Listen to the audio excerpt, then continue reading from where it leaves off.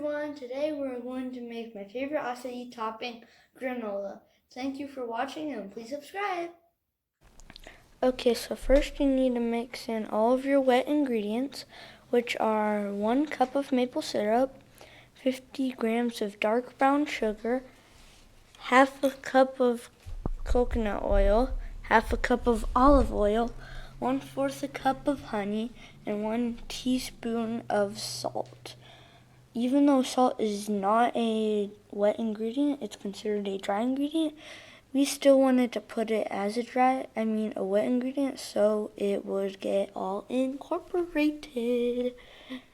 Okay, after you've mixed it all together, put it on a simmer for about 5 minutes and make sure you don't put it on for too long or for too high heat.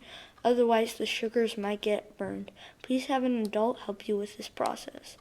Okay, once it's all done, leave it on the countertop. I did a little dance. Now you have to make all of your dry ingredients, which are 1.5 kilograms of rolled oats, 200 grams of cashews, unsalted and chopped, 200 grams of almonds, toasted and chopped, 50 grams of flax-seed, ground, 125 grams of pecans, chopped, 125 grams of coconut, shredded and unsweetened. Feel free to use any nuts that you like. Okay, so after you're done, make sure to wash your hands and get your cooking area looking good and comfortable for you, because then it'll be kind of hard to actually cook, and then you can't make your food, and then you can't have some delicious granola, so that's gonna be sad. You can mix it with a giant spoon. I wanted to use a wooden spoon. You can also mix it with your hands. Once you're done, mix it with your wet mixture. Mix your wet and dry mixture together to get the thing that I'm showing you. Make sure to have an adult help you with this process. Otherwise, you'll get burned, and then you'll just get burned.